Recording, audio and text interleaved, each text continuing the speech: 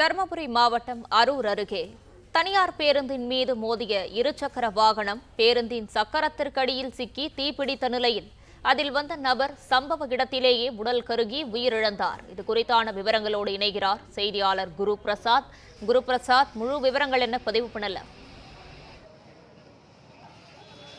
தருமபுரி மாவட்டம் அரூர் அடுத்த சின்னகுப்பம் ஆரம்ப சுகாதார நிலையம் அருகே சேலத்திலிருந்து அரூர் நோக்கி வந்த தனியார் பேருந்து சாலையை கடக்க முயன்ற இருசக்கர வாகனத்தில் வந்த நபர் மீது மோதியது. இதில் இருசக்கர வாகனத்தோடு பேருந்து அடியில் சிக்கிக் கொண்டதால் தீப்பிடித்து கரும்பையை எழுந்துள்ளது.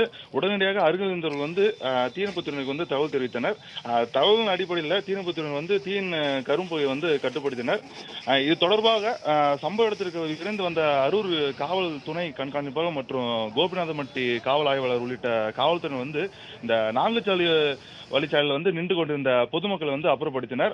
மேலும் ஜேசிபி மற்றும் கிரெயின் இயந்திரத்தை கொண்டு தனியார் பேருந்து தூக்கி அடியில் பாதி எரிந்த நிலையில் உயிரிழந்த ஒடசல்பட்டியை சேர்ந்த துரைசாமி உடல் கைப்பற்றி அரூர் அரசு மருத்துவமனைக்கு அனுப்பி வைத்தனர். மேலும் இச்சம்பவம் தொடர்பாக காவல்துறை வருகின்றனர். இந்த சம்பவம் அப்பகுதியில் பெரும் சோகத்தையும் பரபரப்பையும் ஏற்படுத்தியுள்ளது. விவரங்களுக்கு நன்றி குருபிரசாத்.